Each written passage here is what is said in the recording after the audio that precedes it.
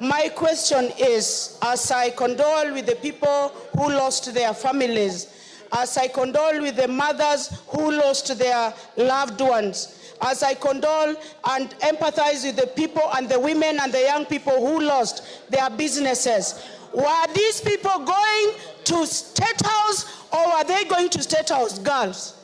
And what interest did they have in State House girls? And finally, Honorable Speaker, I want to say, they went burning police stations. They should take, it has been said that Gachagua should be arrested. He should be arrested, be put up in a police station, and I will personally go and put that police station in flames so that it is destroyed forever. Then after that...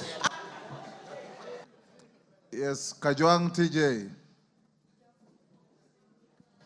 Mr. Speaker, you need a state to enjoy your rights.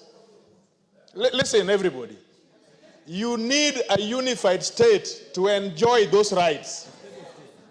You need a stable country to enjoy those rights. Those rights you cannot enjoy if we are in a turmoil in a military state. The way we are going into Kenya, we are going into a military state. We are. Those people who cannot face the ballot and cannot get power through the ballot are taking us straight to the military, military dictatorship. And I can tell you, the shortest period of time a country has got out of military dictatorship is 15 years, 20 years actually. In fact, you will need the whole generation to wipe out the whole generation. Give him a minute. Just to finish a sentence, you will take a whole generation to come back to a democracy. So don't joke. Don't joke with this thing. Junet now. Thank you, Mr. Speaker. Mr. Speaker, first and foremost, I want to thank the members of this House for taking their time to contribute to this important motion, Mr. Speaker. Mr. Speaker, in accordance with the Constitution, it is only this House that can address matters of concern to the people, Mr. Speaker. And what happened yesterday must be a matter of concern to the people of Kenya, Mr. Speaker. Mr. Speaker, I've listened keenly to the contribution of every single member, and every member has reiterated that this country cannot slide to anarchy. We must have a country that we are all proud of, Mr. Speaker. We must have a country that serves us all equally, irrespective of our religion, our race, our community, our tribe, our color, please, and all kinds of things. Mr. Speaker, but one thing I've noted, Mr. Speaker, from the contribution of my members is that they have confirmed all and sundry here that yesterday's demonstrations were not Gen Z demonstrations. They were political demonstrations organized by politicians who are power hungry, who are impeached, and who want to come back to power through the back door, Mr. Speaker, and take this country to the dogs. I want to speak to the young people of our country, Mr. Speaker, wherever they are, may they be in my constituency or in other constituencies, that your good intentions of rectifying what is happening in this country, of speaking to the powers that be, has been hijacked and overtaken by selfish, inward-looking, self-interested politicians, Mr. Speaker, who are power-hungry, led by one man called Rigathi Gachagua. Mr. Speaker, a member here said that Sakaja brought goons. Was Sakaja in Olkalau? Was Sakaja in Kikuyu? Was Sakaja in Nyeri? Was Sakaja in Kiambu? Was Sakaja in Muranga? Was Sakaja in Madira? Was Mei in Kieni? Sakaja was in Nairobi. But the distractions and looting that happened in Mount Kenya, Mr. Speaker, is what we describe today as ethnic mobilization.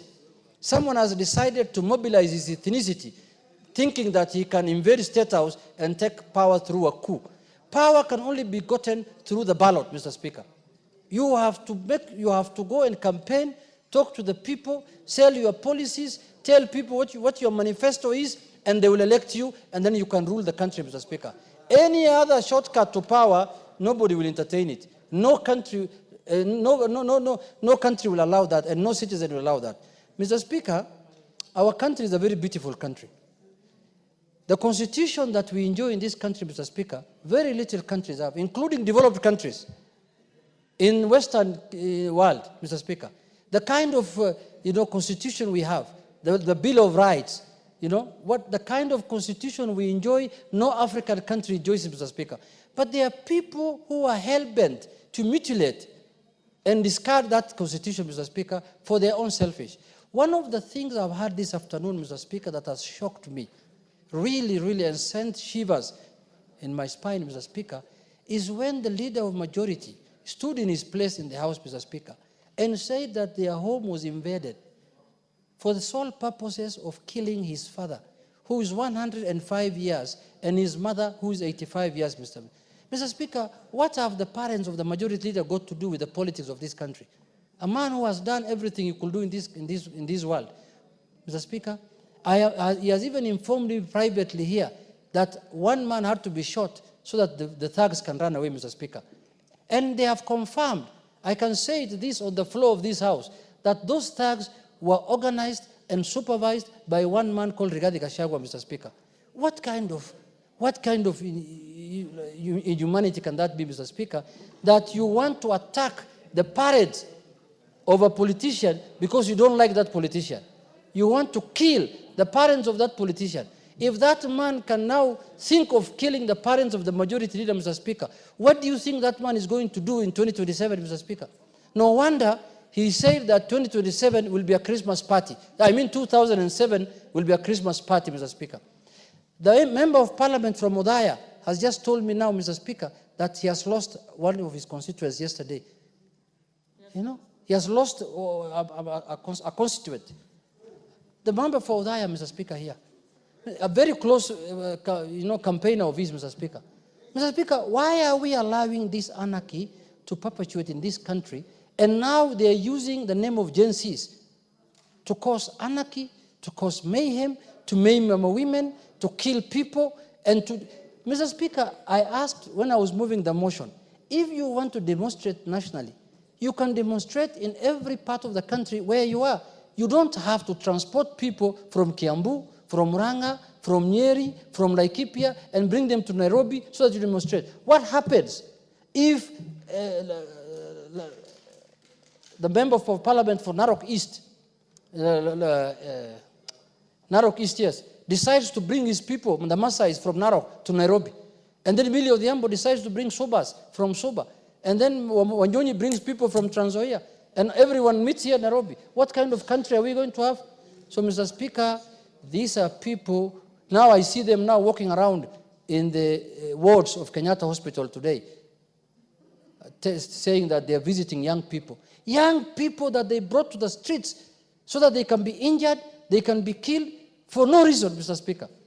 The young people of this country have good intentions, we know. They want our country to be safe.